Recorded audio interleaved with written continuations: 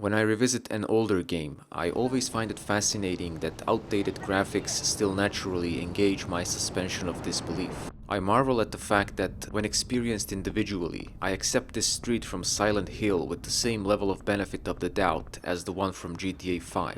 I'm not saying that the level of visual fidelity is the same, but that I accept both to equally represent an idea of a town. How is this possible, considering that on a scale of visual realism they would fall quite apart from each other? This is because immersion and visual realism operate on different scales. Depicting life with a high degree of visual fidelity does not necessitate a higher level of engagement from the player. The secret ingredient here is style. It is an artificial manifestation of an aesthetic taste, psychology transformed into art. And even when it's not subjective, rather an objective byproduct of technology, it often has more authenticity than a mere reflection of reality. Just look at the popularity of the VHS or PlayStation 1 aesthetic. This is why a video game like Paratopic works even when released in 2018. Even if the fidelity is deliberately reduced by an abstract style, the language established works for the player if the player accepts the framework of that style in the first place. In art, the point isn't just to depict something faithfully.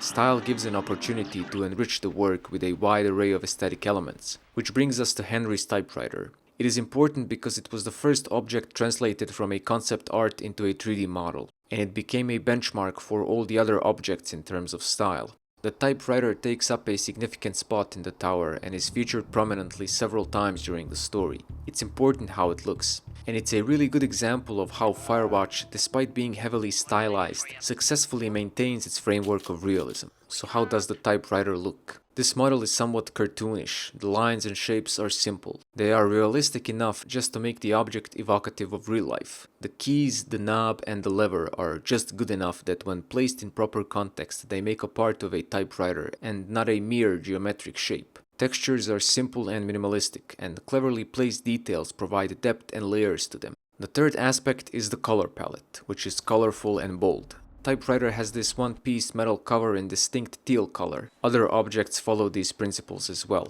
These colors single out the object in space and funnel the frame onto it.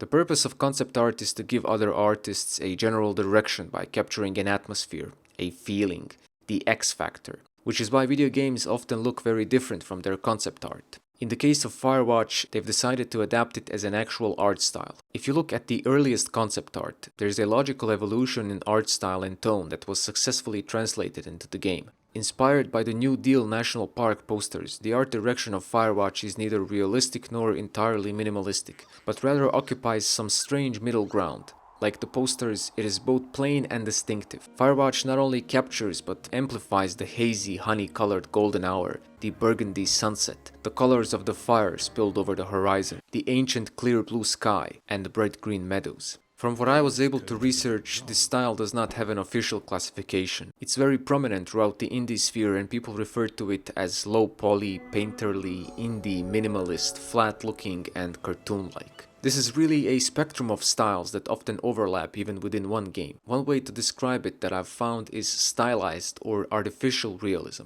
It is perhaps most similar to Team Fortress 2, The Long Dark, and The Red Lantern.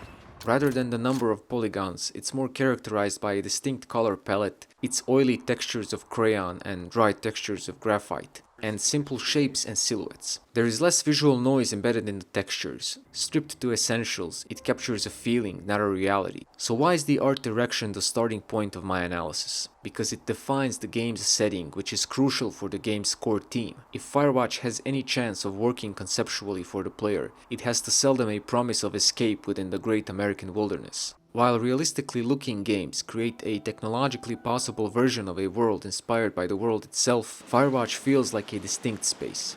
Firewatch does not have to sell us the idea that nature can provide an escape from life's problems. That is a long established belief. It only has to present us with a nature worthy of that belief. Aesthetics of Firewatch are an efficient economy. The game begins in the elevator of an apartment building leading to an underground parking. Then in short segments, you progressively abandon civilization. These snippets of gameplay are packed with storytelling. Each segment has something visually interesting. The elevator and basement are a cold concrete tomb. The orange pickup truck is the portal to the world Henry is escaping to. Henry leaves his car at a small clearing, and a curious player will find some cleverly placed clues here. Posters imply danger, a world that is to be taken seriously. From this border world, the terrain morphs into a hiking trail and you can only proceed on foot, abandoning the machine until the end of the summer. The burgundy sunset stands in sharp contrast to the piercing electric light of the elevator. Between these two worlds there is a stark barrier. On the first night, Henry gets a moment of rest and reflection, and primal darkness above him, unspoiled by artificial light, contains millions of dying stars faking significance, tricking us into assigning meaning to their incidental beauty. The prologue ends with a scene of brooding mystery. It is set up almost like a landscape painting, with the imposing clouds encircling the dominant moon, and a foreboding red light calling you to open this new chapter. These cleverly chosen snippets of gameplay give you the taste of what's to come and help settle in the inherent melancholy of the determinism of the text adventure. They are both somber and lively at the same time. Personal tragedy and the majestic beauty of the world collide with tonal friction to bring you into an emotionally charged state. It becomes apparent what the purpose of this style is during the prologue. It evokes a non-existent beauty of a romanticized nature full of perfect sights. Simplified, it deals in visual absolutes. This half-cartoon world is more perfect than a photorealistic one, because it captures the idea, not a reality. Because of this, it can be bright, warm, cold, mysterious, all in a simple, almost universal manner. This would be a lot harder to achieve with a more realistic style. The nature in Red Dead 2 is grandiose and majestic, but also gritty and uncompromisingly lifelike. It makes for a rough beauty. More visual complexity in texture and color would take away the simple satisfaction of warmth behind this painterly style, and a more realistic art direction would add more visual noise to the frame. Only in this exaggerated nature, perfect in so many ways, can you hope to escape the tragedies of life. In the photorealistic nature of Red Dead 2, you cannot do that. That's a different style telling a different story. While Red Dead feels naturalistic to me, Firewatch feels slightly elevated out of the framework of nature. It represents an impression of nature, not its facsimile. Think of the difference between Abzu and Beyond Blue. It's important that Firewatch creates such an experience of a setting, because these premises will later be completely destroyed. By the end of the game, nature will not seem so romantic and welcoming.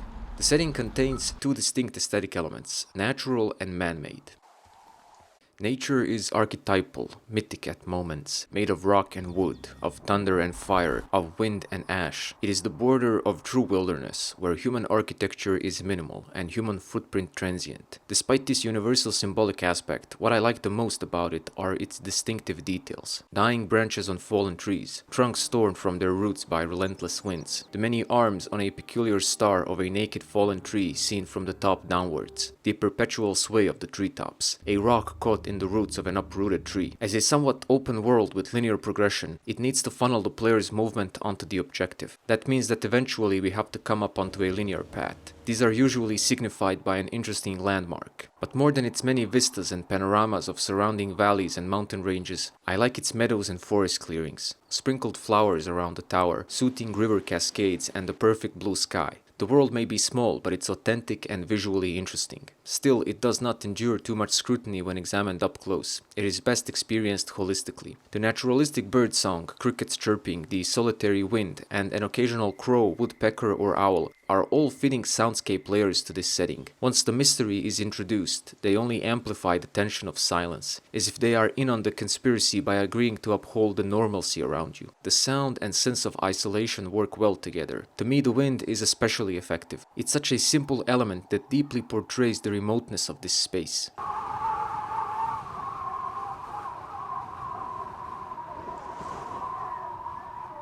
Despite not having a day-night cycle, across 12 days you will experience plenty of variety in visually representing the time of day. Lightning changes the world significantly. It creates a tone for various plot events, but also adds novelty when backtracking.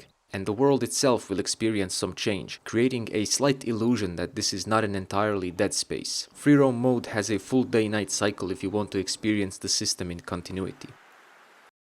This world, despite being small and restrictive, has its own history and culture. In the corner of the map you find an old medicine wheel that attests to the long history of human presence in the region. The forest itself was named after the Shoshone tribe who inhabited the region for thousands of years. Next to the abandoned scout camp there's a rustic amphitheater, a wooden replica of the ancient Greek concept. Wyoming being a predominantly conservative state, upon entering the tower you are greeted by the world's most famous timber rattlesnake. The tower is a sort of hub area and crucial to the believability of the setting and the story. Rainwater is collected through the gutter into the tank below. Electricity is provided by a generator. The hose from a propane tank outside leads to the stove. The outhouse is little to the side. Henry's basic needs are met.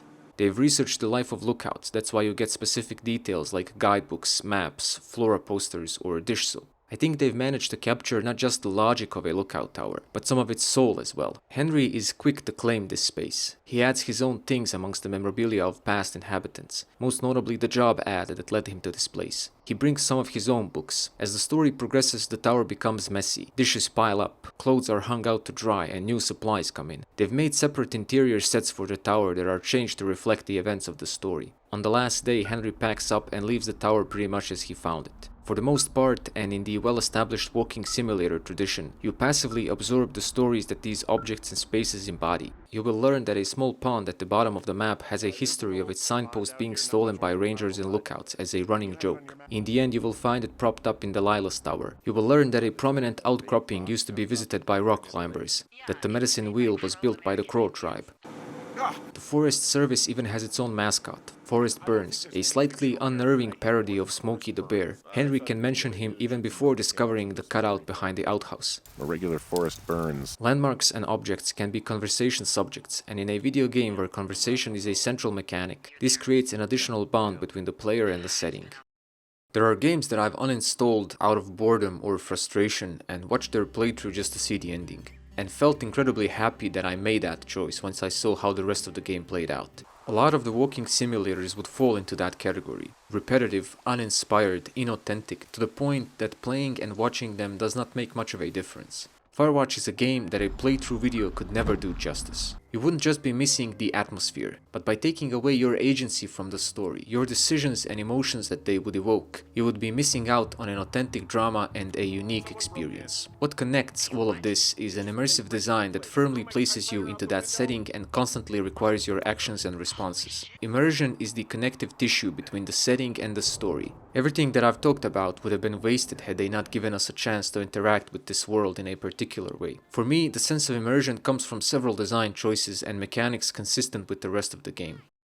Firewatch as an experience is defined by its first-person perspective and full-body awareness of the avatar. This makes the act of controlling the avatar grounded in the in-game reality. Henry exists in this world as an individual person. There is something to attach the backstory to. He has a distinct voice and a framework of personality that you will partially shape through conversations. Full-body awareness was especially rare throughout the indie sphere until recently. In Gone Home, for example, the interaction is non-physical. There is no avatar, just a camera. This still works, but proper interaction feels a lot more natural. The fact that Henry is an avatar greatly helps in seeing him as a character. He is a human, and humans have bodies. So when moments of suspense arise, the connection between you and that suspense is stronger. When you toss the boombox into the water, or when you carry the typewriter back up, or if you decide to put the ring back on, all of this reflects the fact that you are controlling a person that is in the middle of this story. When moments like this come up, you'll understand why it couldn't have been any other way.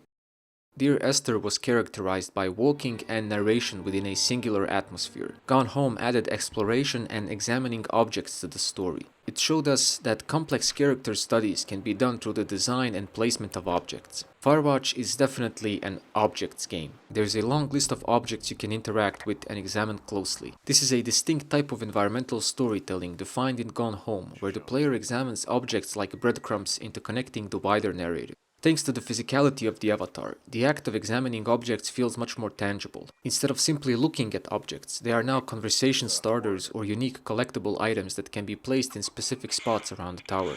In Gone Home, we saw that objects could tell stories, not just in the form of notes, but in other aspects of their design. Firewatch builds on that tradition. So much heart is poured into details. Even beer has character. There's a whole optional conversation about the link between the quality of the brew and personality types it attracts. When you play the game, pay attention to the amount of identity inserted into each object. Products have logos and slogans on them. Notes reflect different handwriting styles and personalities. Books are basic mental health in such isolation, and they've taken special care to make them feel authentic. They come in several formats with different publishers and have summaries, endorsements, and prices. By far my favorite example are the book covers of the invented hard-boiled Crime by the Numbers series. There are 10 books, each containing a number from 1 to 10 in the title. They have unique color and visual motif representing the titular number. 3 blind rats had its dust-covered torn, so we don't see the actual design apart from one of the rat tails. The 7th book is not a part of the same issue as the rest. So much identity is poured into these covers that it's so effortless to accept them as an implication of a world existing outside of the national forest. Perhaps Firewatch could have taken place in any decade, but the 1980s give it a particular vintage feel. There are not many objects to capture an aesthetic of an era through them, but those that are there do it admirably. Henry carries a vintage external frame backpack. His pickup truck is of the 80s variety, the boombox also. The song blasting from it is made by a musical duo making 80s music not made in the 80s. Beer Can has that distinct elongated tear-shaped opening. The Mystery series that the Richard Sturgeon novels parody was started in the 80s. Henry uses a Walkman to play tapes and a disposable cardboard camera, all technology long extinct. And there's other dialogue references mentioning Evel Knievel or Reagan that will pop up depending on your choices. The 80s are such a visually distinct decade and remain an aesthetic inspiration across visual media. Here we get an aftertaste of it even in the middle of the wilderness. Normally, I prefer video games not to have any HUD elements, but the one in Firewatch has a few redeeming qualities. First is that it can be turned off. Second is that it's minimalistic. Of special note is the simple feedback circle that expands when you aim at something and names it in the process. It establishes a framework of what you can interact with in the world and what is of interest to the story. For me, it only works in personalized cases, and these only work because they stand out from the mundane stuff that doesn't really need to be named non-diegetically. What's interesting about them is that they are presented as Henry's thought process. For example, this signpost shows that there are 8 miles to Two Forks Tower, but the text you get is 8 more miles because Henry is tired and realizes how much more he needs to hike. It's a simple feature that becomes a part of a broader naming mechanic, and it's admirable how they've managed to make it carry emotion or reflect the game's theme. In the Wapiti Station tent, Henry rationally presumes that gadgets on the table are earthquake monitors, but as he takes Ned's bait, the text changes to lie detector. If your responses aren't paranoid, this doesn't happen. When you finally discover the secret in the cave, as Henry is unraveling the mystery in his mind, the text changes from the abstract figure to materialistic body to personal and intimate Brian. This is a poignant moment amplified by this seemingly minuscule feature. But these tooltips can be annoying at times with constant flickering on and off like the name tag in Call of Duty games. Perhaps a time limit would have solved this. Animations have a style of their own that gives character to the whole game. They were designed by James Benson, who was also the animation lead on Ori and the Blind Forest, which is a game where rudimentary storytelling is elevated with expressive animation. Benson approached the animation as if each individual movement is a small drama. Interaction feels deliberate and responsive. Some of the movement has a particular sway to it, enthusiasm and liveliness that are perhaps the last measure of youth in his body. Look at the cadence of this coffee drinking animation. Dramatic, pronounced movement with irregular pauses. Animation equivalent of blank verse poetry. It's not just about the quality of animation, rather how well integrated they are into the game as a coherent aesthetic experience. They capture Henry's surprise, fatigue, hesitation and suspense, confusion, boredom, pain, sense of discovery. The best animations are those that embody a specific emotion and are connected to the story. The backpack is the first symbol of the change Henry is about to make in his life. It sticks out orange against the wood and metal of the vintage elevator like a promise of an adventure. The act of picking it up is what starts the whole story. This animation will be repeated across the game in ever-changing circumstances, building up a language of visual references that communicate the start of a new day. The same goes for the overhead grab. The way his hands remain on the tailgate upon closing suggests an emotional burden. When Henry shields his face from the sun, you can sense that he's not just tired from the hike. He stops for a second before opening the journal, knowing he'll face what he's trying to escape from in there. Henry has a history with alcohol, and one of your choices can lead to him finding refuge in it after Julia's sickness. So when he examines the whiskey, it feels as if he's contemplating the allure of the sweet, empowering genie in the bottle, the temptation to feel free from the past through the superpower of being drunk. The central theme of the game is how we cope with tragedy and how it defines us. Henry's wedding ring is an ever-present reminder of that. Dutiful, reflective twisting of the ring, as if that's precisely the correct position, figures directly into that theme. Other animations are simply cozy, Pulling out a map and compass feels like finicking with some alien technology. One of my favorite animations is when Henry jots down something on the map. If you follow this channel, you know how much I like the idea of first-person games finding creative ways to tell stories through hands, considering that they take the role of the most expressive part of the avatar. In Firewatch, this is taken to another level that I rarely find matched even in newer games. I only regret that the Firewatch doesn't have more animations. Another important prerequisite for immersion is interactive equipment. For me, this is something that probably originated with the pager from GTA 3. It wasn't an actual object like in the later titles, but it felt like an additional layer of connection between you and the setting. You could get several types of messages on it that inform you of changes happening in the world. Similarly, in Firewatch, tools serve as keys to various doors. Rope and axe unlock new areas and shortcuts. A map helps you navigate. A camera lets you define what's interesting, beautiful, or important. And radio is a medium for a significant portion of the story. Note how each piece of equipment is introduced through a lively animation or directly referred to in a conversation with Delilah. He jerks the flashlight until he blinds himself again with an accidental selfie, hooks a single anchor with his finger and takes the new radio with a hint of hesitation. Since the radio is the most important piece of equipment you'll be using, the action of holding the PTT button is animated for proper feedback, connecting you to the dialogue through touch. This conditioning is especially engaging when your responses are timed. This feels so much better to me compared to video games that use an invisible earpiece. As you explore the world and pick up these objects, some of them are added onto the backpack, so that each time you go out of the tower, you are reminded of your inventory. Firewatch is a short game, and you don't get to use most of this equipment much, but when it's given a spotlight, it's done with style and has a specific sense of localized authenticity. Having to pause the game in order to get the information about the game is an incredibly outdated design. Firewatch joined that small but special crowd of video games that feature a physical in-game map. It feels strange to find a Far Cry 2 influence all the way here. Having an in-game map is immersive, doesn't disrupt the flow of gameplay, and keeps you inside the experience. Amongst mostly survival games, Firewatch sticks out from the crowd, but it has one of the best maps out of all of these examples. You are equipped with a topographic map that has a legend describing the terrain and trails. It feels blank compared to what you'll end up with. Some of the annotations will be triggered by story progression, for others you have to discover and call out things for them to get noted down. These scribbles feel authentic and personalize the map. As you discover new gear and obstacles, Henry will add his own custom legend. There is certainly an element of characterization in these jottings, as Henry has a particular style. By the end of the game, the map has a dozen small idiosyncrasies that make it feel uniquely yours. The only more dynamic and engaging example that comes to mind is the triangulation system from Miasmata. Inside the caches you will discover older maps of specific sections of the Two Forks region, and they are full of small stories left by previous lookouts and rangers. These maps are from different time periods, and this is reflected in their design and condition. Over the years, different handwriting, pen types, and date formatting have accumulated. Bear sightings, landmark sketches, notes on the condition of the trail or one amazing view, and a reminder to fix a broken bridge. Henry copies some of this institutional memory onto his map. Firewatch is an uncharacteristic place to find elements of an open world. Once you make a mental map of it, orientation is fairly easy. But for the first playthrough, they needed a solid system of navigation to point you towards the objective without any markers. In addition to the map and compass, the game utilizes landmarks, visual effects, and dialogue to guide you. Your lookout tower is the highest point on the map. On your way to the objectives, you encounter various landmarks that can be called out for further directions and marked on the map.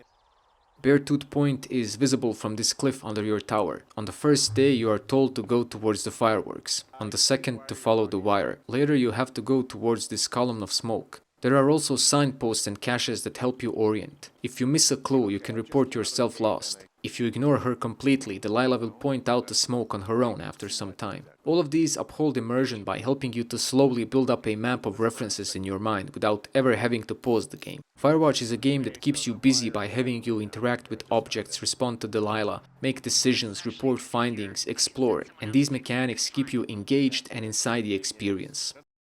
Why don't we both just go watch this fire and try to imagine all the old dead things it's burning away?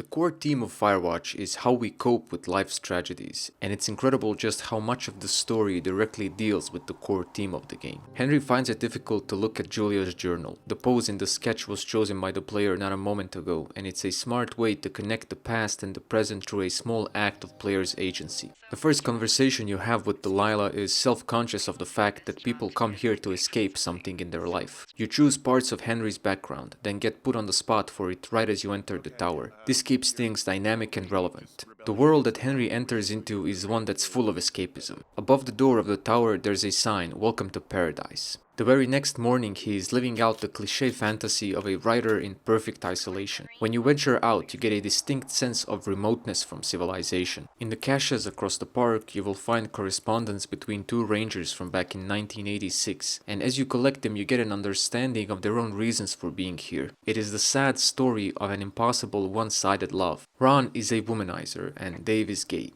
Dave wished to escape a presumably homophobic mother, but Ron, on top of not being gay, is a bird you cannot change. To him, escapism is a way of life. And so Dave's romantic fantasy didn't work out, much like the one many players wanted to have with Delilah. You can discover a secret hideout that Ron and Dave refer to as the Spot. This is where they used to get drunk together. Here you find a rather sad ending to this story. The last note confirms that Ron never even figured out that Dave is gay. In one of the notes, Ron writes, "I'm not great with the life stuff," and rather than figuring out life stuff, he's moved off to Alaska to continue his escape. And Dave, not finding his own, continued to drink. Next to the note is Ron's recording of the lyrics by Raccoon Carter that you find in an abandoned outhouse. And Old Shoshone is the ultimate escapism anthem. It deconstructs the life of a modern man, dismissing every tradition and replacing it with an individualistically pagan one. Society, expectations of sexual performance, obligations, education, marriage, romance, friendship, recreational drugs, organized religion. Everything is substituted for something in the wilderness. Even Delilah, with all her jovial attitude and jokes, turns out to be just another runaway from life. A milder case of Ned. She has been maintaining a lie for 10 years in front of her friends and family that her relationship with Javier broke up due to his infidelity, when in fact it was because she wasn't there for him when his brother died. She was working for an outdoor school and liked the lifestyle for understandably selfish reasons, but when she needed to give him support after a personal tragedy, she remained in the mountains. The idea of escapism is integrated into the culture of national parks in Firewatch. This helps frame the player's own experience. Well, in the meantime, you are here, and it's beautiful, and escaping isn't always something bad.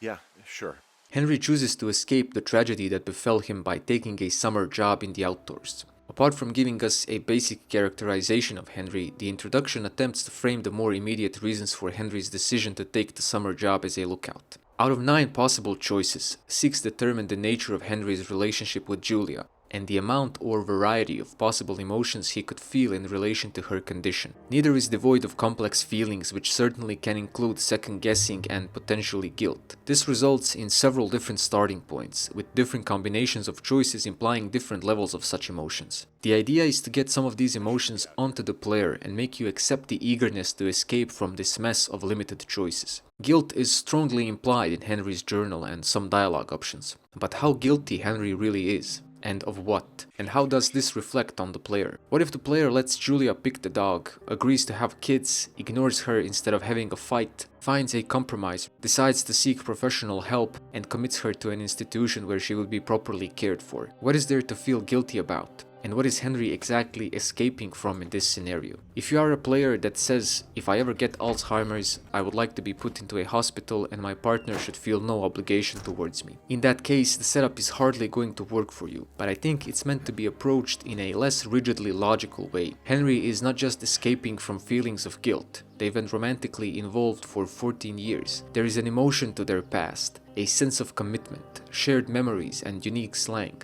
There is plenty of evidence that Henry was genuinely happy. This is now taken away from him. The escape is part of the process of grieving. I've also seen reports from people who have committed a significant other to a hospital and still felt guilty about it. Rather than trying to outsmart the game, you should accept that losing a partner in such a tragic manner takes an emotional toll. And the reason why Henry runs away from this could be interpreted as avoiding responsibility, grieving, escaping guilt, or simply trying to get his head straight. Ultimately, how effective this will be in making you accept Henry's need to take the job will depend on your own notion of what commitment is and emotions evoked by their relationship. I think a bigger problem with framing Henry's escape is the ambiguous nature of what the developers want Julia to be. During the imagined call, she is properly characterized with an Australian accent and uses relationship-specific lingo, but the only photograph of her that Henry takes with him is one where she doesn't have a face. What could be the logic behind this? During several days you'll find Julia's photo face down. This is supposed to be a sign of Henry's repressed emotions towards what the photo represents. But what is he repressing emotions from? Julia without a face, or an idea of a lovely relationship taken away from him?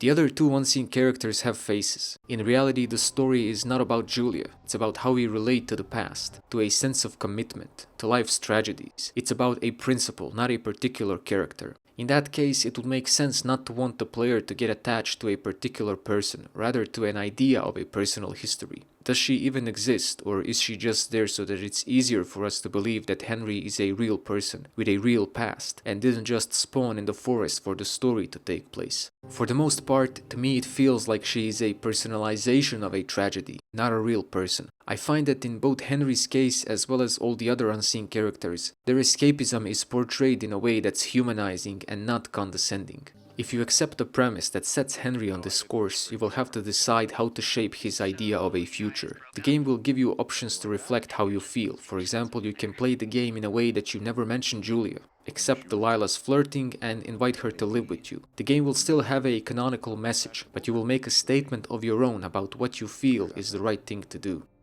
Firewatch employs several narrative techniques like dialogue, perspective, and characters, but in order for these elements to blend together, it needs an engaging and interesting plot. Since the presentation of these plot events is done through the conversation mechanic, I will analyze them in a single chapter. Conversation is at the core of Firewatch as an experience. It is the main cogwheel that engages all the others. It serves multiple functions like building a relationship, interpreting events, learning about the past, navigating the world, receiving tutorials, or exploring. I have already touched upon how it's used for orientation. This connects it to the setting and is an example of how seamlessly it is integrated into the experience. Conversations are also hidden tutorials. Firewatch doesn't have a lot in the first place, but they are delivered through a conversation rather than a block of text. If Henry comments on the overgrown brush before he finds an axe, gating mechanic is explained in a way that fits the rest of the story, making a reference to a previous comment Henry made about how flexible his job description is. But these two examples are just a camouflage functional thing that keeps everything diegetic. In most video games you explore through visual perception. You see a giant skull embedded into the rock and concluded that a race of giants lived here before time immemorial. Firewatch uses these techniques as well, but adds a conversation mechanic as a distinct form of exploration. Through dialogues with Delilah, Henry will get to know the local fauna and learn of ranger folklore. The most prominent example of this is the Hawk's Rest. As you get closer, the wind whistles louder and louder through its cracks, cleverly subverting the core gameplay loop. Delilah, who usually doesn't shut up, is suddenly absent and doesn't respond to your call. The build-up of subtle mystery and suspense is quite good. The door falls off the hinges, revealing a beautiful vista framed by the scorched walls of the cabin. The wind intensifies. There is a trace of melancholy in the panorama made up of peaks and pines. You find familiar objects that identify this cabin as a lookout tower. You piece together a fragmented history, but you cannot disperse every sinister suggestion. If you open the stuff on any day except day 2, you will trigger a raccoon attack that will activate dialogue options through which you are revealed the local folklore regarding the place. We see different design elements come together: animation, soundscape, objects, first-person perspective, and physicality. This is the most prominent example, but there are others as well. But the most important aspect of the mechanic is how it connects the story with the themes.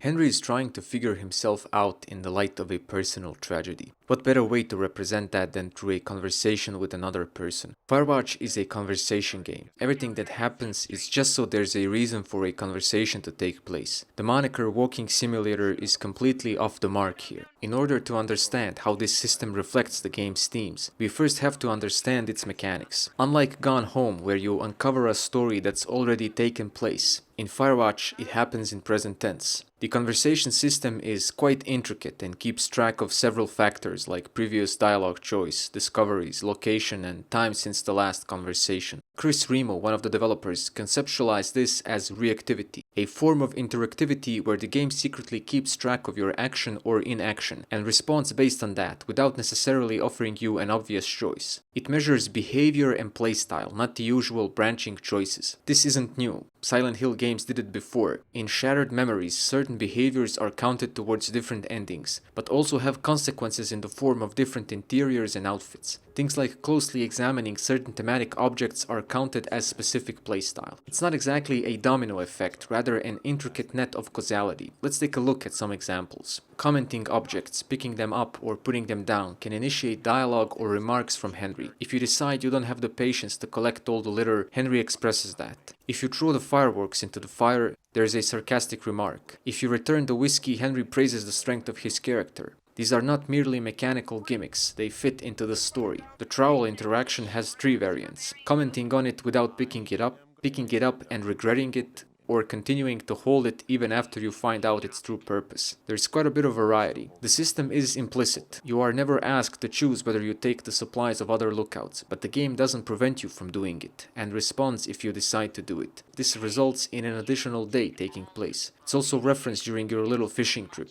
There's a feature where the direction you are looking at alters the dialogue. During the fire conversation, you could be looking at the fire, which is an obvious point of interest. You could be looking at some random thing, after which Delilah simply prompts you to look at the fire again. And you could be looking at her tower, which has an obvious implication of romantic interest that the game responds to through dialogue. This is the only such example, unfortunately. The ability to lie makes things interesting, and because you don't know the exact consequences of it, certain lies can make you feel paranoid. The game gives you an option to play like this, but adapts to your playstyle by having Delilah find out about objective related information in other ways. The system is not perfect, of course, and certain parts will fall apart under rigorous scrutiny. Not every object or decision has these backup options. It is obvious that in a system with this much flexibility, there will be holes in the logic. Well, the sun's gonna go down soon, so if the batteries still work, you're in luck. But for the most part, Firewatch patches them up nicely. Another characteristic of the conversation system is that you can cut her off or let her speak, and both choices produce additional variety. Sometimes if you interrupt her, a potential branch off in the dialogue never happens. You can prevent her from talking about Javier this way. If you let her speak, she gives you additional information about her past or her opinions. You can get some pretty intense moments using this approach.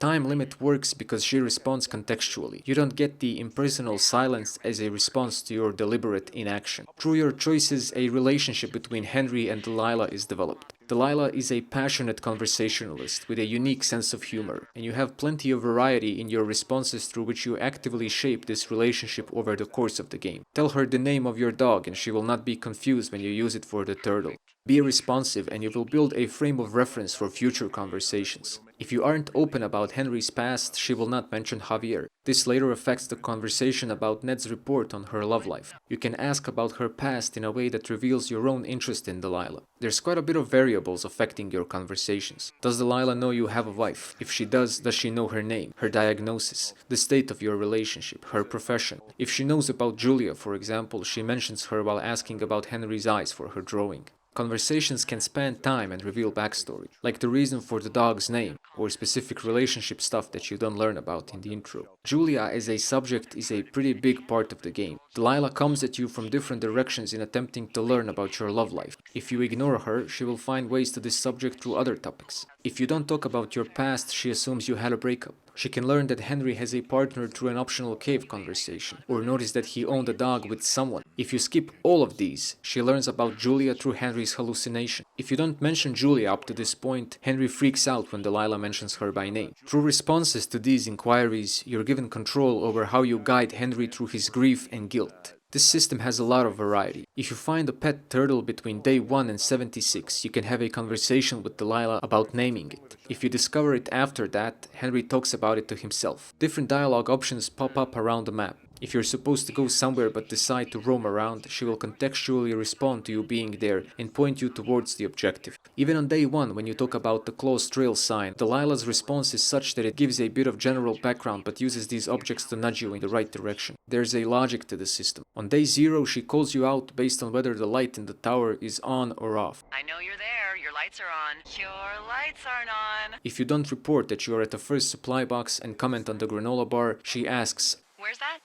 I'm at the cash box. Examples like this give you an idea of what to expect from this system. If you don't have any shots left when Delilah prompts you to take a photo in Ned's bunker, Henry states that fact. I don't have any photos left. Take a long look and let's go.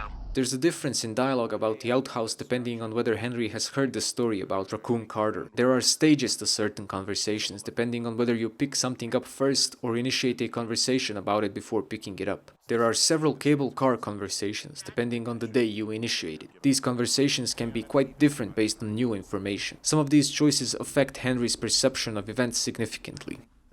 Delilah's drawing of Henry is an interesting recap of parts of their relationship. This is the second time Henry is drawn by a woman. While Julia's drawing depends on a simple dichotomy, Delilah's is a bit more intricate. The drawing is made up of several elements. Henry's race and preference for cargo shorts are canon. She asks about general likeness, his dressing style, defining characteristics of his face, and the look of his eyes. If you ignore her for the most part, she draws a grumpy ogre version of you. Doodles around the figure are based on the depth of your conversation. If you don't bring up the turtle, there's no drawing of it. If you say you look like Burt Reynolds and call the turtle Turt, there is a unique doodle to reflect the rhyme. Designing such a complex system with so many variables without making the player aware of it seems like a weird choice. My guess is that most players don't end up appreciating just how much variety there is. You fell. Your stuff gave out. You poor fucking kid. For example, if your choices lead to the girls calling you a creep, Henry will use the same word to describe the figure in the canyon. I think this would be particularly hard to notice even on repeated playthroughs. The infectiousness of language is of little consequence here if you aren't aware that it's a possibility. It would be interesting to see how the depth of such a system could be hinted at in non-intrusive ways. In addition to the option of lying or interrupting dialogues, the game allows for a playthrough where you give Delilah a silent treatment throughout most of the game. She has multiple prompts for you to check the firefinder, and if you mention her tower before looking at it, she uses that to turn your attention to it as well. On day 2, there are several occasions with the morning fog that initiate a conversation which triggers the famous mysterious call. But the call that is considered crucial by so many can be skipped entirely, and the overheard conversation never happens if you decide not to talk about how cold it is. The system is fairly flexible and adapts to such a playstyle. If you inspect the cut wire but don't report it back, after you cross a certain mark, she calls to check in. Her response is contextualized and makes sense. She calls you out for not informing her. Some of the conversations you skip are summarized in automatic dialogue. If you give her the silent treatment and after getting attacked by Ned you go straight to the scouts camp instead of checking out Wapiti station entrance first, Delilah will say this. Anywho, I was digging through all of my documents and memos and updates, and I found something from April about a fence in the middle of the woods at Wapiti Meadows. If you don't switch the radio, Delilah eventually finds out and freaks out. Her reaction gets pretty intense. If you don't tell her about the wave receiver picking up a signal, she spots you leaving the tower and calls you out. If you decide to test the game, it responds to a certain degree in order to preserve the benefit of the doubt. She responds to silent treatment in a way that tempts me to abandon such an approach by asking additional questions and making conclusions. This playstyle affects the ending conversation with Delilah. If she doesn't know who Julia is, there's no mention of her. A silent Henry creates problems for the story, so she has to have these backup conversations where she fills in the crucial details to preserve the logic of the story. They went through a lot of trouble in order to make a particularly boring playstyle not just possible, but at times even interesting. The origin of the confusion with regards to players' choices not having consequences is partially the developer's fault. The game is marketed as a tailor-made story where the choices you make shape the narrative and build relationships. This is usually understood as branching paths leading to different endings. Firewatch is not that kind of a game, but the description is entirely accurate. You do shape the narrative, just not in the way that ends up in branching paths, but it gives you agency in 3 important aspects. Deciding how you respond to the mystery through interpreting its events, developing Henry's relationship with Delilah, and shaping Henry's character arc in the process. It's about being put in Henry's shoes, deciding how you relate to the story, not about puzzling out right answers that lead to a particular ending. There can't be a cumulative effect of the right choices that solve a tragedy. The purpose of the choices you're given is to evoke emotion with regards to different subjects. Your responses say a lot about how you want to play this game. Something seemingly irrelevant as commenting on a view gives you an option to express yourself in a way that's connected to the themes of the game. In no other game I've played did the conversation feel this alive. Forget the branching paths, just focus on how the conversation makes you feel.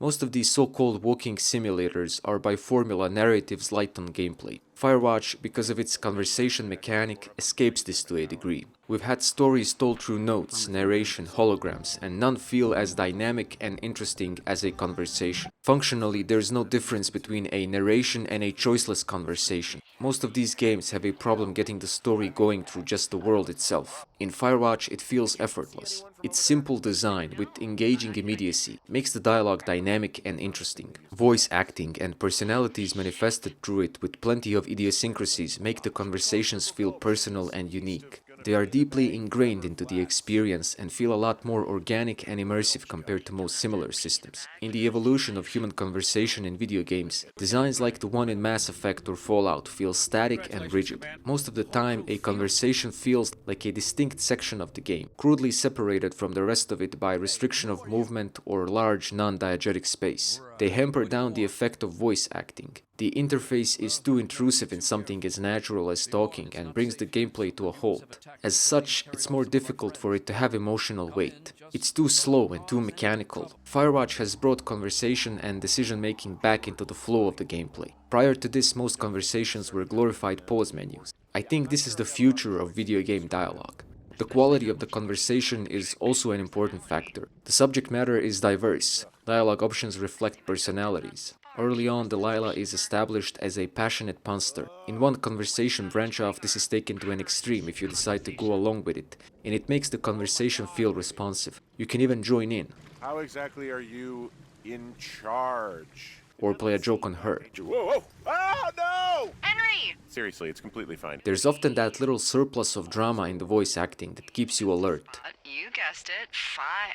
What the fuck? What is it? Nothing.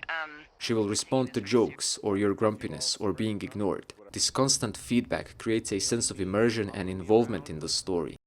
Now that I've somewhat deconstructed the conversation mechanic, let's see how it functions in the service of the game's plot. The best, most representative example is Henry's interaction with the troublesome teenagers at the lake. He gets this job in order to sit at a tower and write, and the first thing he has to do is confront a fire hazard. While you're still wondering what sort of a game this is going to be, you are sent off to what feels like a quick side mission. From that point on, the troubles don't stop. The cause of your objective is introduced incrementally and has a cumulative effect, building up an expectation out of facts and their suggestions. You find a quantity of beer cans that surely doesn't promote responsible behavior. You then discover stronger stuff and a smoldering fire. It still feels like normal, unresponsible behavior. Then you find they're drying clothes, and the possibility of them being naked carries with it some socially induced responses. Suspicion is confirmed when you find 2 pairs of underwear. The animation brilliantly captures the taboo of nudity. You can feel how uncomfortable he is. Henry, who gets very intimate with all the objects he examines, refuses to touch the garments with any more of his skin than necessary. Video games haven't been the most comfortable with nudity, and not knowing what kind of a game this is, there is an expectation to see just how far this will go. The optional dialogue reflects this. If you decide to interact with the girls, they will cover their private parts despite being just black silhouettes,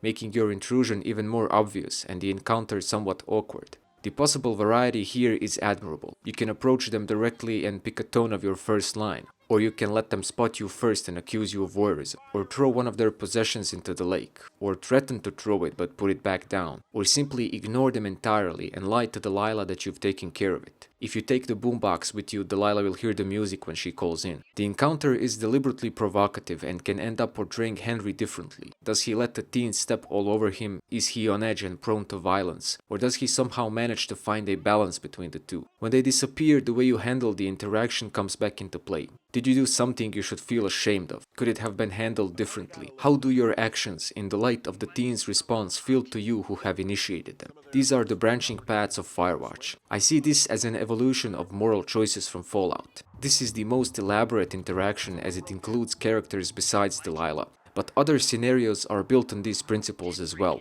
Full of surprise, mystery, and constant expectation of judgment, they keep you engaged. These scenarios don't just tell a story, but evoke emotions crucial for the experience.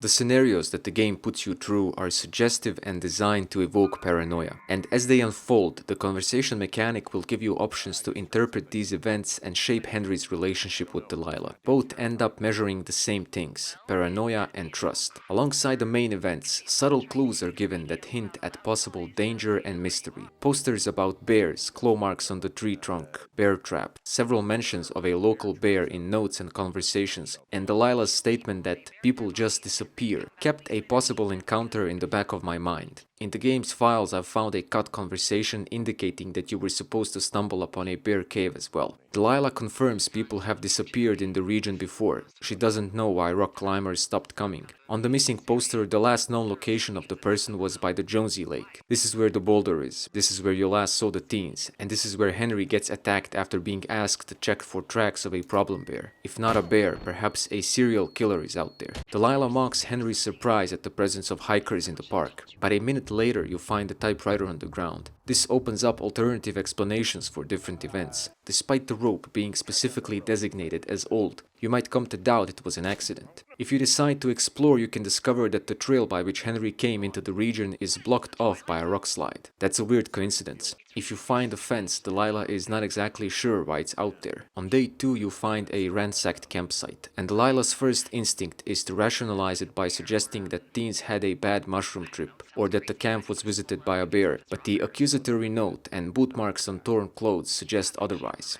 On day 9, Delilah reports that the girls went missing. How your interaction with them went and what you reported to Delilah about their camp comes back into play. You are once more asked to make a choice, and an implication of a future consequence hangs above your head. Delilah will always leave the kids out of the report, but if you tell her to do so, you take the risk of an obvious lie. And if you tell her to report it when she doesn't, you might come to think she's working against you. First, she sends you to do a ranger's job, suggesting some unorthodox methods. Then she lies about the whole ordeal. It can surely feel like she's getting you in trouble. On day 15, Henry has a hallucination about talking to Julia, and you're given a choice in summarizing the experience so far. You can specifically point out that weird things have been happening. On day 76, the buildup of ambiguous tension erupts into a disturbing revelation. Someone is listening in on their conversations. When Henry attempts to break in behind the fence, he compares it to Area 51. Coming back from the scouts' camp, out of nowhere, Delilah asks, "Do you see anybody?" That's such a creepy thing to be asked out of nowhere after all that's happened. It works better than being attacked itself. Walking in a forest, you often hear the sound of something passing through the foliage in the middle distance. After this, those sounds feel a bit unnerving. Then you hear someone coughing on the line, and Delilah also becomes a believer. Based on a note from Ron about a lookout losing his mind, you can initiate a conversation where Delilah confirms knowledge of such cases. She initially doubts your report about the clipboard and being attacked, as if implying that Henry's perspective is an unreliable one. Henry later comes to doubt the state of his own mind. Some players thought that Henry perhaps killed the girls but lost memory of it, and that Delilah is just a product of his consciousness. When you discover information that paints Delilah in a different light and suggests she shouldn't be trusted, she freaks out and goes on a tantrum suggesting you torch the camp down. As you leave the site, it gets torched down by someone else. The web of possible conspiracy expands. If Delilah is not to be trusted and you are both being watched, then who set the fire? It's a mystery wrapped in a riddle inside an enigma. Things escalate to the point that Henry requires a proper conspiracy board in order to keep track of things. The crazy wall is made up of notes and looks different based on what you've collected up to that point. The possibility that Delilah is lying is made official, and while Henry is off to check the beeping signal, drunken Delilah reports a person in his tower, and you discover that someone is trying to frame you for the fire. Henry gets locked in a cave and realizes he has to descend deeper if he wants to find the answers.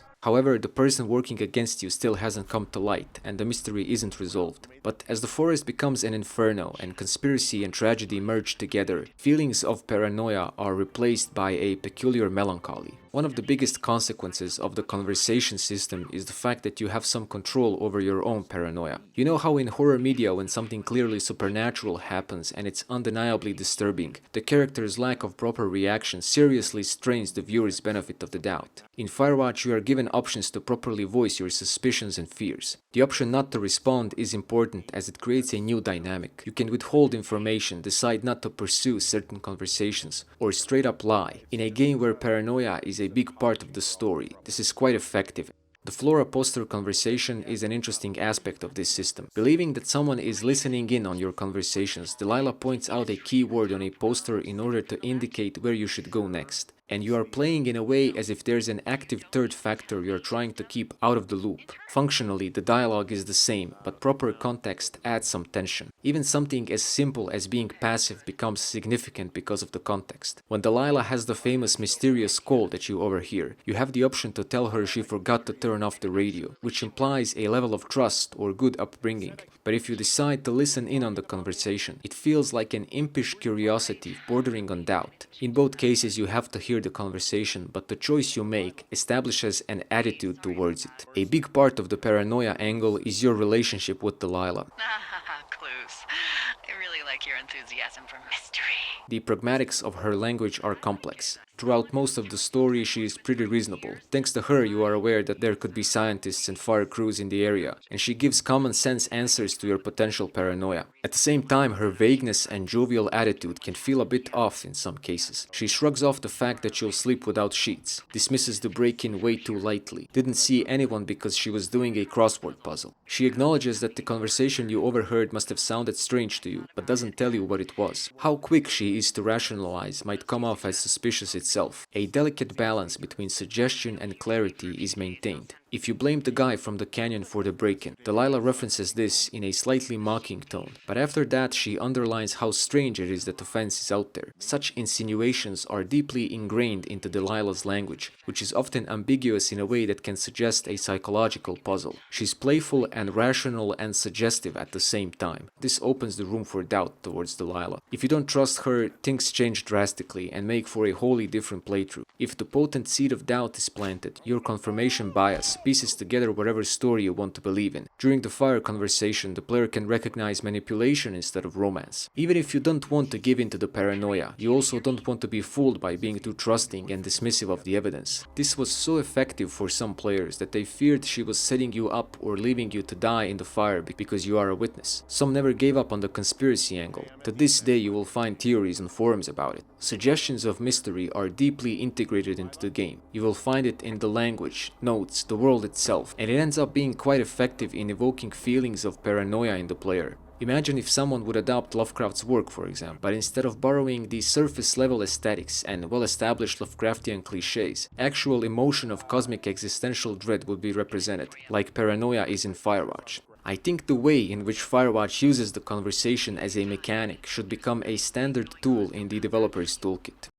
Since there are still theories that there is actually a conspiracy, it's important to bring us all to the same level. Brian died in a climbing accident inside a cave. Ned refused to return to society after that because of presumably repressed guilt. Between him and Henry, there were no lookouts in Two Forks. Due to the Yellowstone fire, park policy had changed. Budgets were increased and more lookouts were hired. Ned was surprised by Henry coming out of the cave and out of precaution wanted to scare him away from the job. So he stole his sheets and threw his typewriter out of the window. He was already listening in on the frequency Delilah and Henry used and heard that she wanted to ask a ranger about a list of people who had entered the park. Since he never signed out, he got paranoid that he would be discovered, so he cut the communications wire hoping Delilah would forget to ask about the list by the time the lines were fixed. He also picked up some of the beer cans left by the teenagers and stole their underwear. He tore their camp to scare them away and planted Henry's sheets at the site to frame them for breaking into the tower. The girls simply went off on their summer adventure, and this side mystery is resolved on its own once the police find them joyriding a stolen tractor. 2 months pass, Delilah forgets about the list, and since Henry wasn't scared off, Ned continues to monitor their conversations out of precaution and boredom. He specifically notes that Henry is no longer interested in the cave. On day 76, he almost gets caught by Henry on his way to the lake and knocks him out in order to avoid being discovered. Henry realizes that someone is listening in on his conversations with Delilah based on Ned's log. The only clue from the clipboard is the name Wapiti Station, a nearby research site used to study local elk population. The reason Ned had this clipboard is because he stole it from the scientists while they were away during the winter. He noted that they were to return on 10th of August. Ned attempts to cover up his tracks by trying to exploit Henry's paranoia. Through manipulating evidence, he tries to make Henry believe that there is a conspiracy going on. Delilah was aware that there were scientists in the park, but she doesn't know the exact location of their station, nor that the fenced-off area had increased. In the update, they've fixed the map so that the station is not directly visible from Delilah's tower. Because it's the only clue they had, Henry attempts to enter the grounds to find more information. In the process, their conversation is interrupted by Ned's cough. Delilah organizes an unnecessary radio switch due to suspicion that they were tapped. This is one of the plot holes in the story, as there is no need to tap a shortwave radio. You simply find the same frequency to listen in on the conversation. It could be interpreted as Delilah's lack of understanding of two-way radio communication, since it's not required of you to actually switch to radios, which becomes a part of the conversation soon after. In the time it took Henry to break into the Wapiti station, Ned managed to type up false surveillance reports and place them at the research site. He also tried pinning them against each other by implying that Delilah is not entirely truthful. Freaking out at such an obvious proof of conspiracy, Delilah loses control and suggests you burn the place down. Henry doesn't do it, but Ned, who was close by, does. Before leaving the station, Henry picked up a wave receiver used to track down elk callers. This device accidentally picks up the signal from a rigged alarm in a hidden area where Ned kept his bug-out bag, in case he needed to abandon his bunker in a hurry. The logic behind keeping a stolen key to the cave on the backpack is left to the players to figure out. While Henry is out, Ned puts a tape player on his door containing a recording of your conversation where Delilah suggested you burn the research station. He also calls another lookout pretending to be you and tries to frame Delilah for the fire. She freaks out and suggests you check out the cave for clues. Upon entering the cave, Ned, who in the meantime figured out that the key is gone, loses his wit and attempts to trap Henry inside for fear of his secret being discovered. Henry manages to get out and returns to the cave with climbing equipment, only to discover Brian's body. The next day, Ned confesses everything. There was no conspiracy, no big bad to fight to take the mind off of the fact that something tragic happened in Henry's life. Ned was simply trying to manipulate their perception to take away the focus from the cave, all of which had led to the opposite. There are two possible mysteries left unexplained.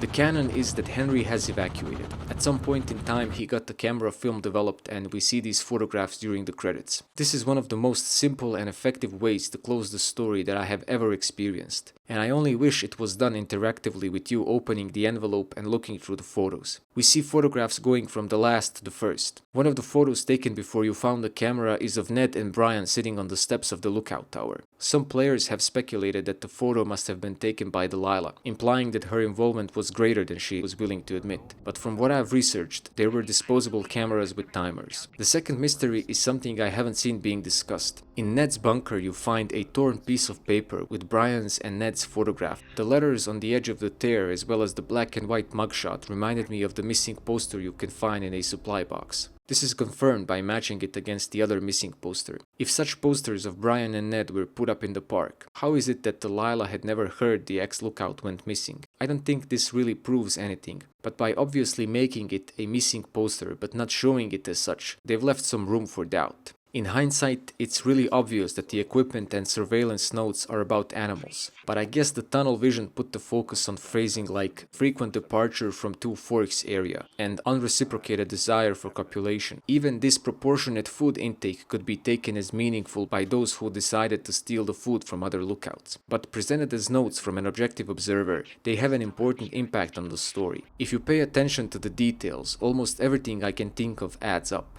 Nothing. My door was open the other night, but that's not strange. That doesn't sound like nothing.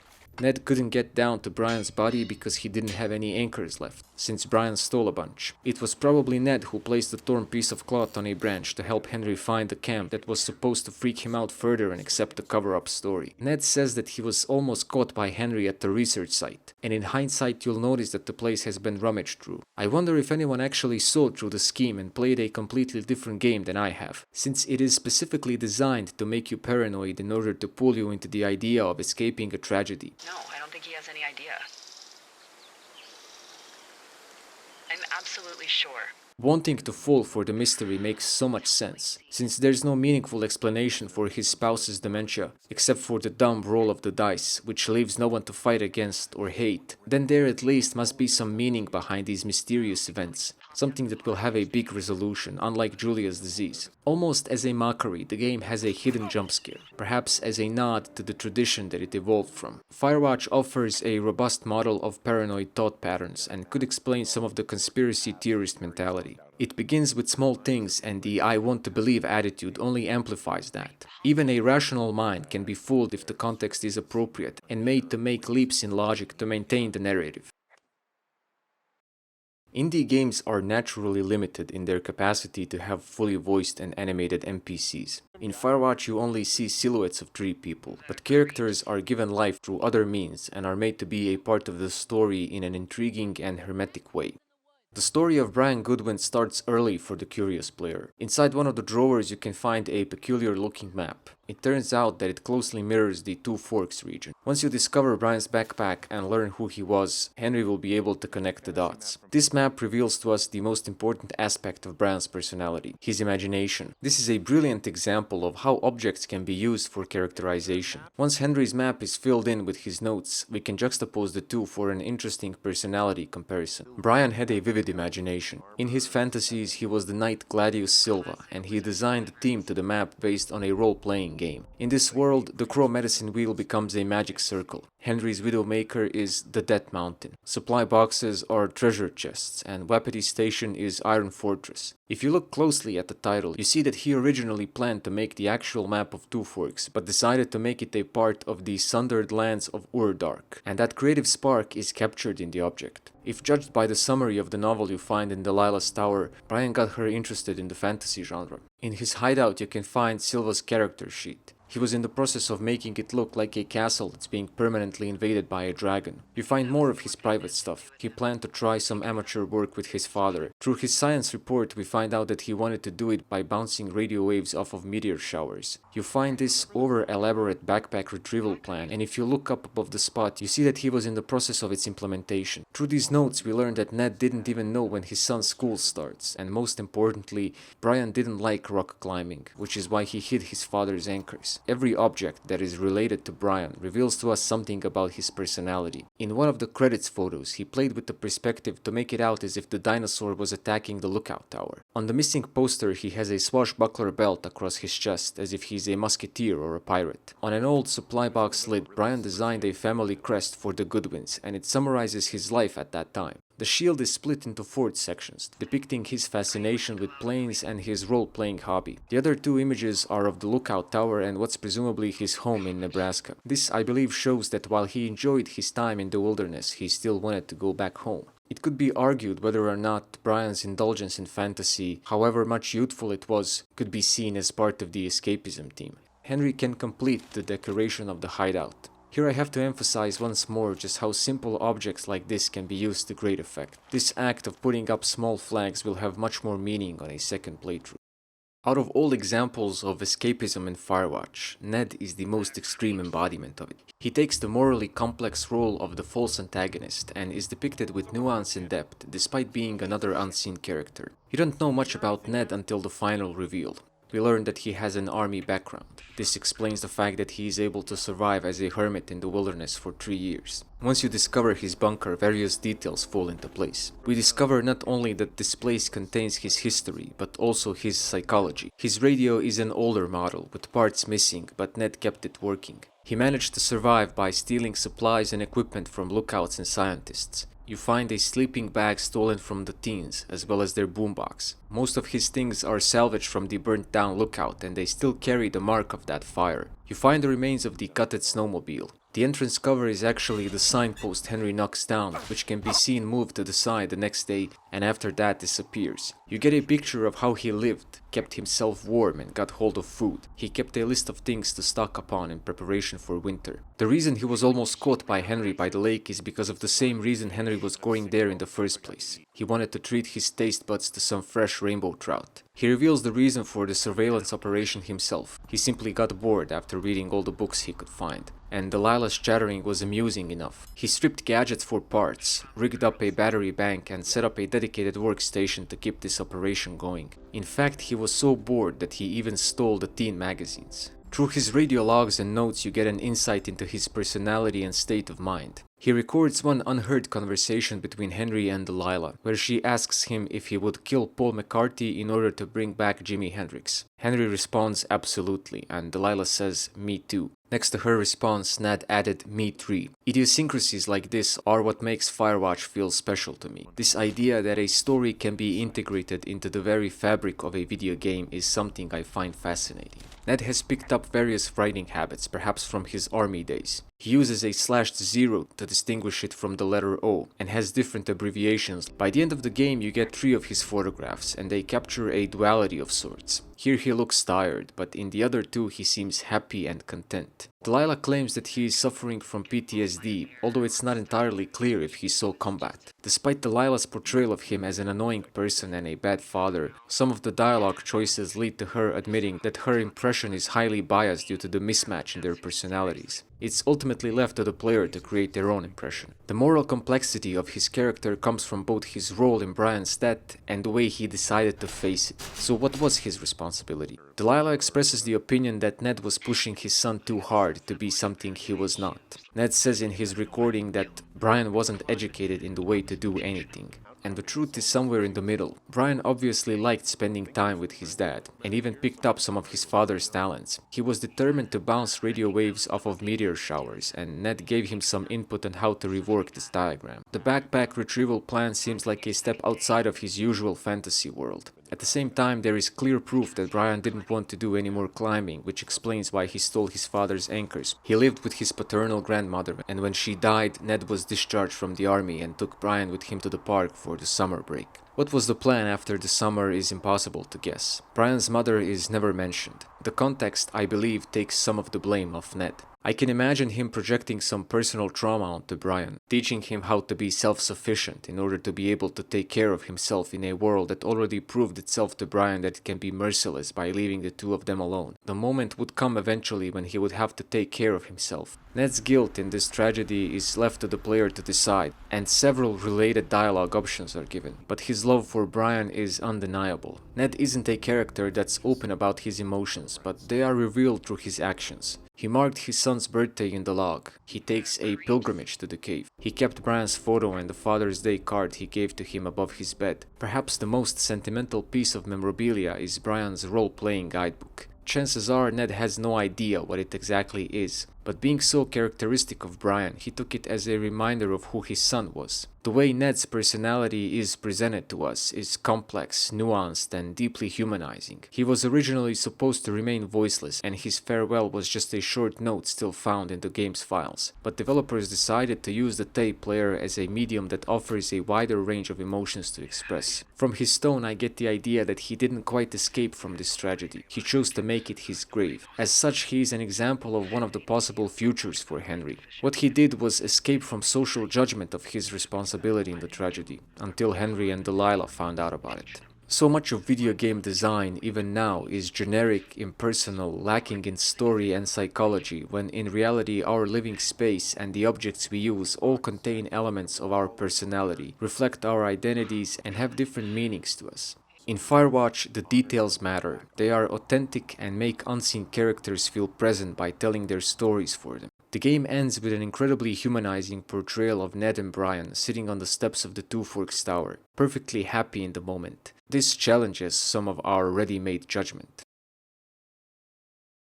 In most video games, a camera serves the purpose of completing an objective. Sometimes you're given freedom and the choice of the subject, but rarely with any connection to the story. There are also dedicated photography simulators, where the camera is the equivalent of the radio from Firewatch. But Firewatch is neither of these. The first time you are prompted to use the camera is to take proof of what happened at the teens' camp, and a suggestive connection to the story is made.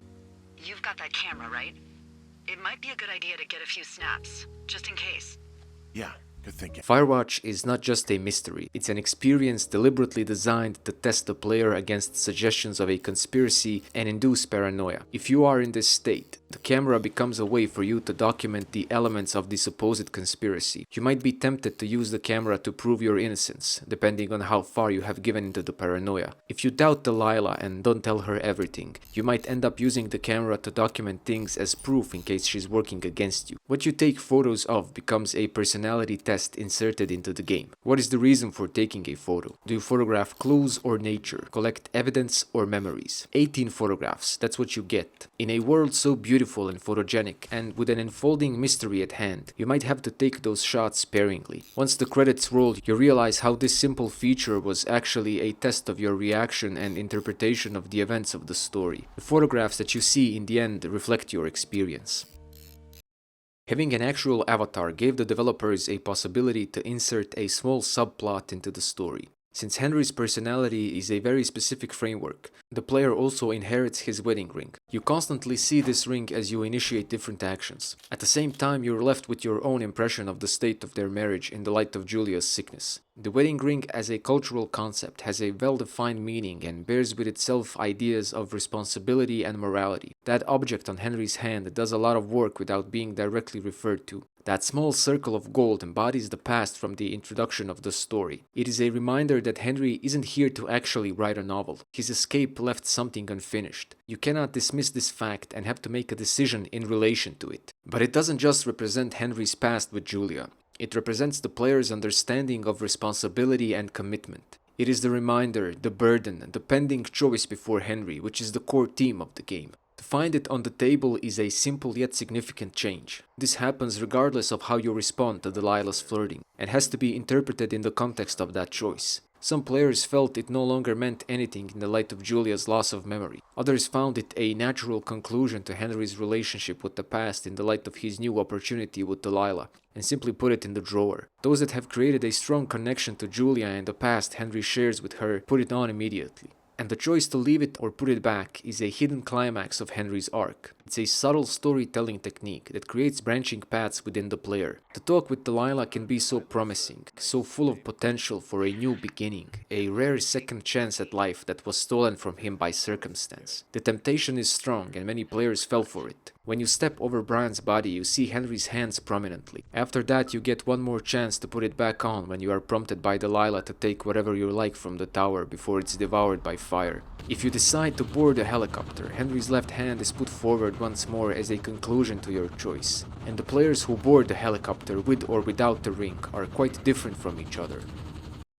Firewatch has this little mechanic of naming things that personalizes your experience. To name something is to give it birth into the world of ideas, to break the barrier of material. Once something is named, it can be referred to more specifically, committed to memory more personally. It can have a more prominent place in our framework of references. The first name you give is to a steep shale that Henry has to descend. Surprised by its size and angle, he can sublime his hesitation into a gag.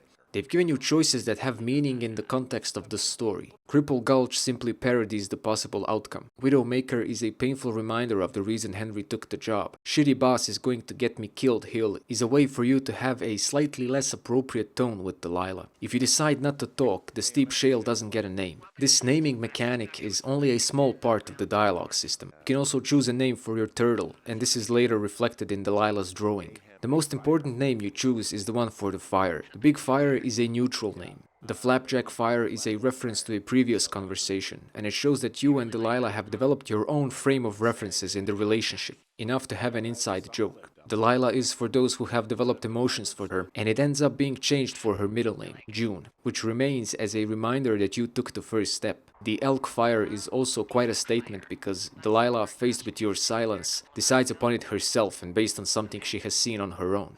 The fire name moment is a test of how the player came to perceive the relationship with Delilah up to that point, and it is central to the game's theme as much as the decision to put the ring back on. This is a very important choice because it shows how you decided to shape Henry's life after a personal tragedy, and the name of the fire is a code for that.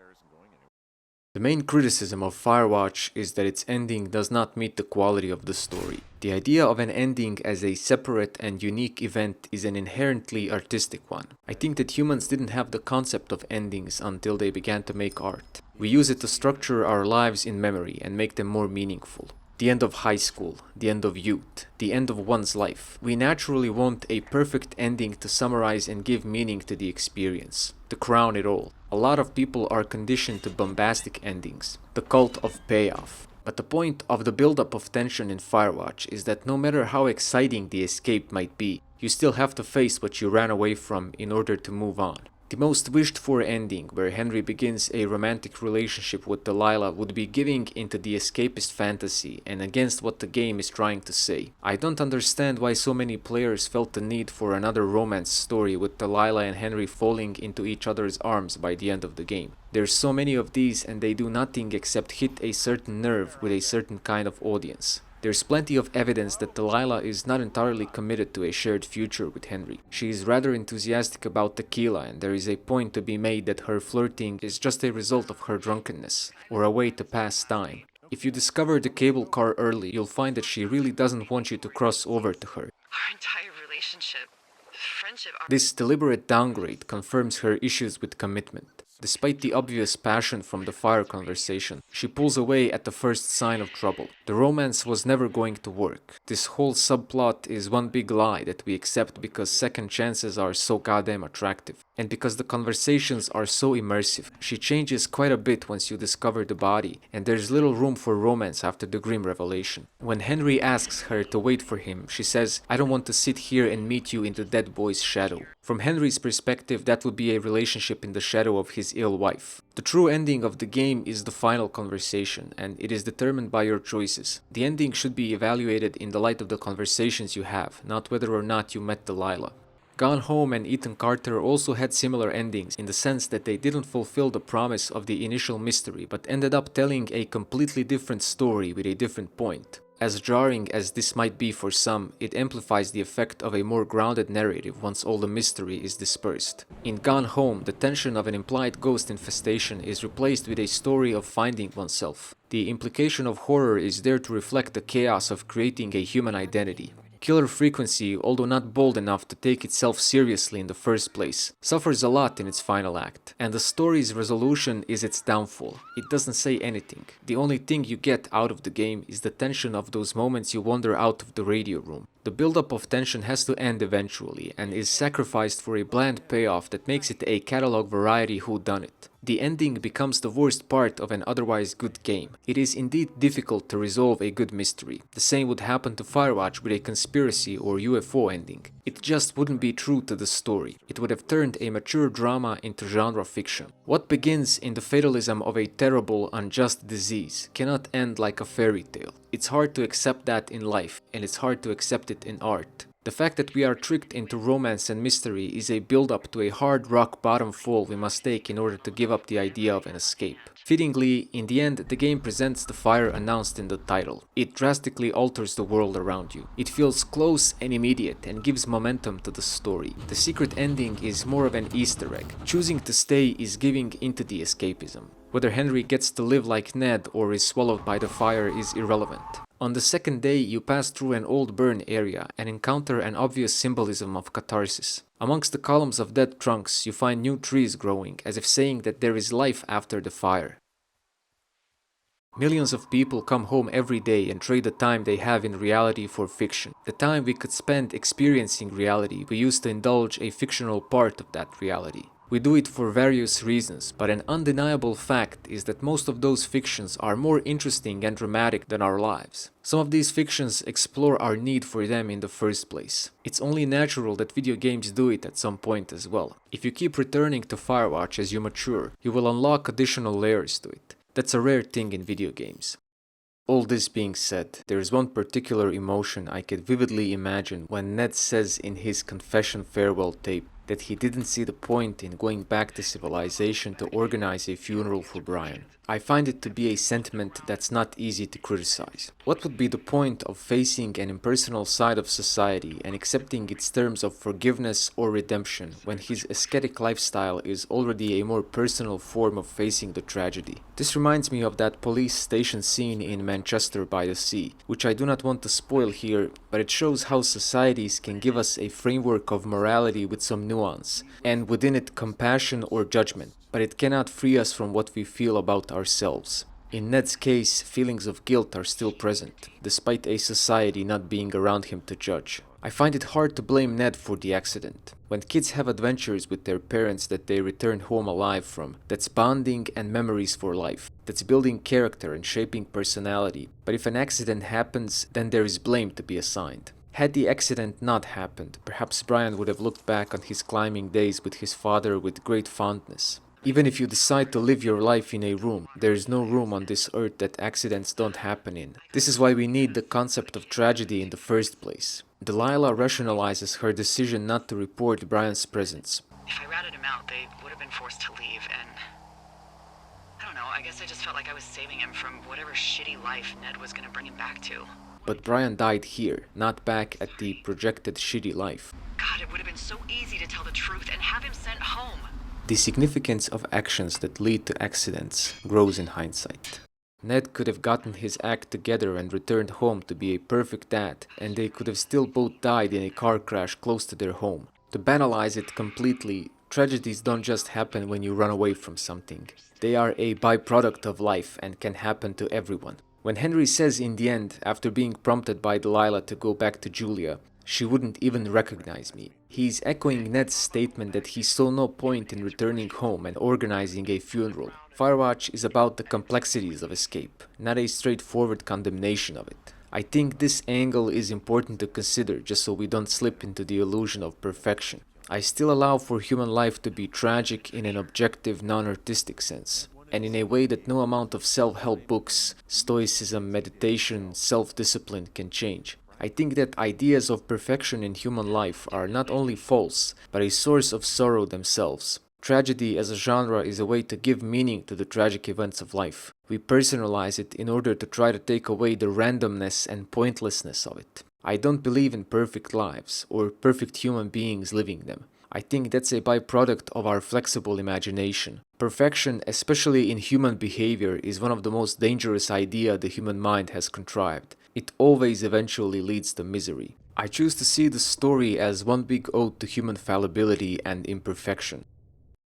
The legacy of Firewatch has manifested itself mostly through variation on the formula. Nightwatch is a short, rudimentary application of that formula. It's an interesting specimen that replicates the core gameplay loop with a horror twist, just enough to show that it works in a smaller package. Here, as it turns out, you cannot trust the person on the other side of the radio. Titan Station is made by a single person and is quite an effective little game with a modern sci-fi story. It borrows the basic structure of Firewatch and pulls some really good tricks on you. Another recent example is The Invincible, which has a conversation mechanic as a central gameplay loop. It's a lot slower and less dynamic, but it's provocative, rich in themes, and has a lot more focus on exploration. For what it's worth, it has 11 endings. We still refer to Firewatch as a part of the so-called walking simulator genre, simply because it's a category of its own and we don't have a widely accepted name for it. The way its conversation mechanic is integrated into the gameplay and designed to evoke emotional response and deeply engage the player into the story is revolutionary. Full of idiosyncrasies and consistent little details, it makes for a unique and authentic experience. I can only imagine what experiences some future conversation system based on adaptive AI-generated voice will be capable of creating. Somewhere in the credits there will be a thanks to Campo Santo, the makers of Firewatch, which makes me sad for the ambiguous future of their next project. Someone who has a general interest in video games can safely skip the majority of walking simulators. Most are an acquired taste and completely fall out of the common video game traditions many players were brought up in. Firewatch, on the other hand, is an experience even casual players shouldn't miss. What? What could we do? Well, let me tell you. Thank you for your time. A special thanks goes to all of my Patreon supporters whose names you can see on the screen. Have a nice day.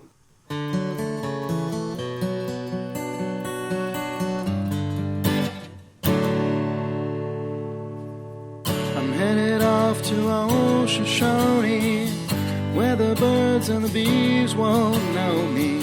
Man and war won't exist no more, and there ain't no gals to keep no score.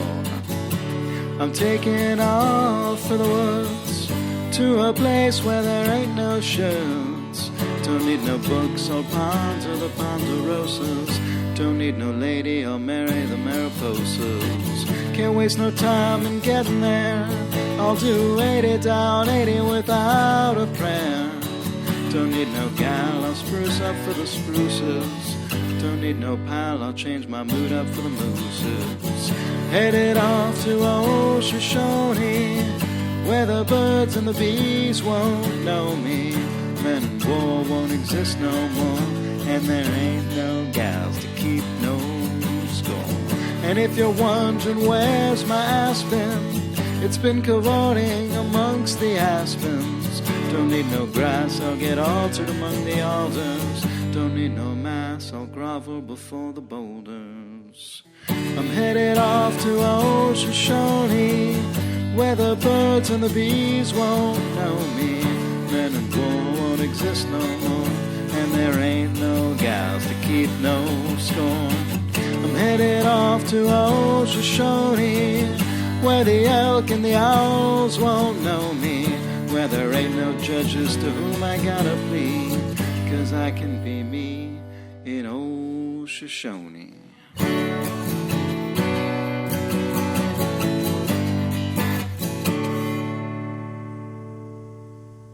Old Shoshone, where the sky is blue and the teens are nude.